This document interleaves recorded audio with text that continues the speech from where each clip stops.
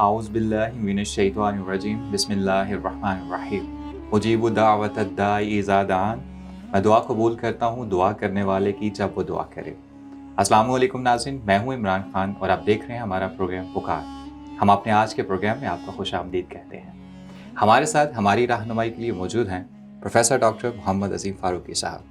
آپ عرصہ چار دہائیوں سے درس و تدریس کے حوالے سے اپنی خدمات سر انجام دے رہے ہیں اور ملک بھر میں ایک مستند علمی اور روحانی شخصیت کے طور پر جانے جاتے ہیں.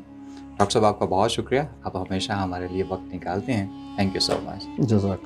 جی ناظرین، بلا تاخیر سوالات کی جانب چلتے ہیں. ڈاکٹر صاحب، ہمارا آج کا پہلا سوال پروڈیوسر صاحب کی خاص فرمائش پہ ہے. یہ ہمیں محمد سلیم قریشی صاحب نے ملٹن کینز لندن سے بھیجا ہے. وہ کہتے ہیں السلام علیکم ڈاکٹر صاحب، آپ کا پروگرام دعاؤں کے حوالے سے ہمارے حلقہ احباب میں بہت پسند کیا جاتا ہے. میں نے بھی اس کے بارے میں سنا تو سوچا کہ دعا کے حوالے سے میں بھی آپ سے چند گزارشات کر لوں. شاید میری گزارش آپ کے پروگرام میں منتخب ہو جائے. میں یہ جاننا چاہتا ہوں، اکثر جب ہم حلال فوڈ سینٹر سے چکن، مٹن یا بیف لینے جاتے ہیں تو جس جانور کا گوشت ہم خرید کر کھا رہے ہوتے ہیں واللہ عالم اس پر کسی نے تکبیر پڑھی یا نہیں، کوئی اللہ کا نام لیا گیا یا نہیں. وہاں پر سروسز دینے والے بعض اوقات غیر مسلم بھی ہوتے ہیں. آپ سے دریافت یہ کرنا تھا کہ جب کوئی قربانی کا جانور یا کوئی بھی حلال جانور ذبح کیا جاتا ہے اس وقت تکبیر کے علاوہ اور کون سی دعا پڑھی جا سکتی ہے؟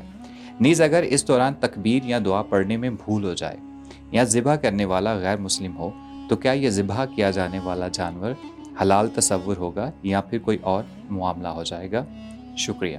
جی ڈاکٹر صاحب، یہ ہمارے بہت سارے مسلم بھائی جو غیر مسلم ممالک میں رہتے ہیں ان کے یہ مسائل ہیں، اور یہ صرف ایک سوال ہی نہیں ہے، یہ ایک بہترین مدد بھی ہے ان لوگوں کے لیے چونکہ وہ اس کشمکش میں رہتے ہیں. جی اب کیا کہیں؟ بسم اللہ الرحمن الرحیم. بڑا بنیادی اور اہم سوال ہے. بے شک. کیونکہ جو مسلمان کسی غیر مسلم اسٹیٹ میں یا ان کے زیر حکومت رہتے ہیں اس علاقے کو دارالحرب کہتے ہیں، اور جہاں اسلامی حکومت ہو یا مسلمانوں کا نظام حکومت ہو تو وہ دارالسلام. اسلام ایک دین فطرت ہے اور عالمگیر اس کی تعلیمات ہیں. الحمدللہ. فطرت اللہ التی فاطر الناس علیہا لا تبدیل لخلق اللہ. سرکار کا بھی فرمان ہے کہ کل مولود یولد علی فطرت الاسلام.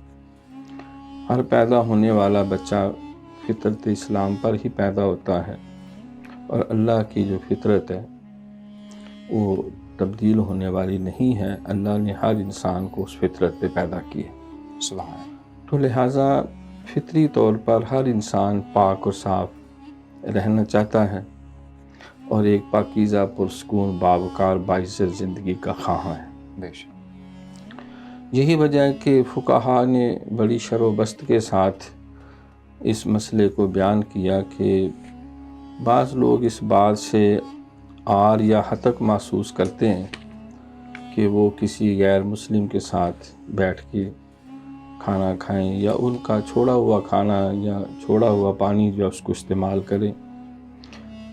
فقہی اور شرعی طور پہ اس میں کوئی قباحت اور رکاوٹ نہیں ہے، کیونکہ اسلام کی تعلیمات عالمگیر. بے شک. علامہ اقبال کا بھی بڑا تفصیلی اس کے اوپر کلام بھی ہے کہ چین و عرب ہمارا، ہندوستان ہمارا، مسلم ہے ہم وطن ہے سارا جہاں ہمارا. تو سارا جہان جو ہے کیونکہ اللہ کا ہے اور اللہ کی ساری مخلوق کا رب ہے. بے شک. اور ہم سارے اس کے بندے ہیں، تو لہٰذا کسی غیر مسلم کے ساتھ بیٹھ کے کھانا کھانا، پانی پینا، خورد و نوش کرنا تا وقت ایک اس میں کوئی حرام چیز نہ ہو جس کو شریعت نے حرام کہا ہے، حتیٰ کہ اس کا چھوڑا ہوا استعمال کرنا.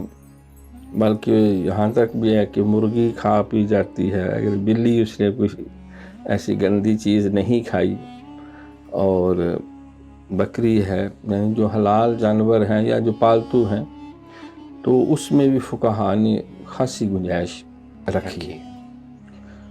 یعنی جو انسانی فطرت طبعاً جو ہے جن چیزوں سے کراہت کرتی ہے ان سے تو ہر انسان پرہیز کرتا ہے. بے شک. تو شرعی طور پر باقی رہا مسئلہ یہ کہ وہ لوگ جو غیر مسلم ریاستوں میں مقیم ہیں تو وہاں یہ بہت بڑا ایشو ہے. یہ بالکل درست ہے بات.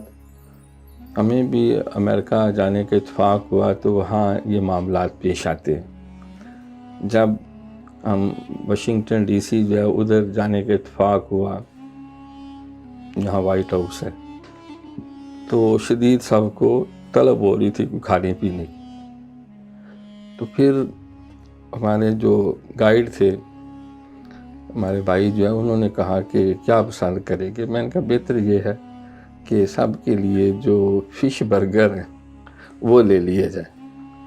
حالانکہ وہ باقی بھی تھے، وہ انہوں نے بتایا کہ یہ مسلمانوں کا ہی ریسٹورنٹ ہے اور وہی اس کو رن کرتے ہیں، یہاں حلال میٹ ہے. لیکن پھر بھی احتیاط کے طور پر جو ہے وہ فش برگر وغیرہ لے لیے، یا کوئی لیز وغیرہ اس طرح کی چیزیں، کولڈ ڈرنکس جو ہے. تو وہاں پر بیرونی دنیا میں یہ مسائل ہیں. جہاں تک اہل کتاب کا تعلق ہے، جس میں جو ہے وہ کرسچنز بھی شامل ہیں، جیوز بھی شامل ہیں، مسلمان بھی اہل کتاب ہیں، تو اس پہ تو کسی فقیر نے ایسی کوئی گرفت نہیں کی، کیونکہ قرآن مقدس میں اللہ تعالیٰ نے جب اعلان کر دیا کہ آج کے بعد اہل کتاب کا ذبیحہ تمہارے لیے حلال ہے، حتیٰ کہ ان کی خواتین سے بیاہ شادی جو ہے اس کی بھی فقہا نے اجازت دی ہے. تو کیونکہ وہ بھی جھٹکا نہیں کرتے، وہ گردن گاٹا اتار دینے والا، بلکہ وہ بھی جو ایک سنت ابراہیمی ہے باقاعدہ ذبح کرنا اور اس پہ اللہ کا نام لینا، بسم اللہ، اللہ اکبر، اللہ اکبر، اللہ اکبر 3 دفعہ پڑھا جاتا ہے. تو اس بنا پر جو ہے ان کا ذبیحہ جو ہے وہ شرعاً حلال اور جائز ہے. باقی اس کے علاوہ جو دوسرے طریقے ہیں، کرنٹ وغیرہ لگا کے بعض ذبح کرتے ہیں، بعض جھٹکا کرتے ہیں، اس کا گردن براہ راست کاٹ دیتے ہیں، اور پھر اس کے اوپر اللہ کا نام لینا، تو کجا وہ ان چیزوں کا کوئی کانسیپٹ ہی نہیں ان کے ہاں. تو وہاں جو ہے فقہا نے گنجائش نہیں رکھی، اس سے پرہیز کرنا ضروری ہے. کیونکہ قرآن مقدس میں بڑے کھلے لفظوں میں ہے کہ بے شک انما حرم علیکم المیتۃ والدم ولحم الخنزیر وما اہل بہ لغیر اللہ فمن اضطر غیر باغ ولا عاد فلا اثم علیہ. کہ بے شک اللہ نے حرام کر دیا تمہارے اوپر مردار بھی، بہتا ہوا خون بھی، اور خنزیر کا گوشت بھی، اور جس کے اوپر اللہ کے علاوہ کوئی اور نام لیا گیا ہو.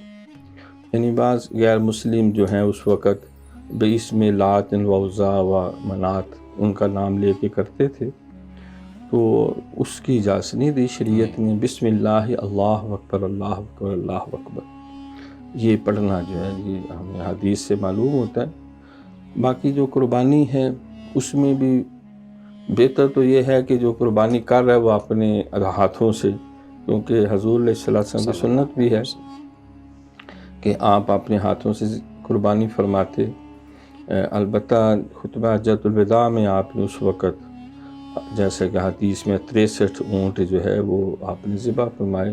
کچھ آپ نے اپنے دست مبارک سے کیے، باقی حضرت علی المرتضیٰ شیر خدا رضی اللہ تعالیٰ عنہ انہیں آپ نے کہا کہ وہ تکبیر پھیرے.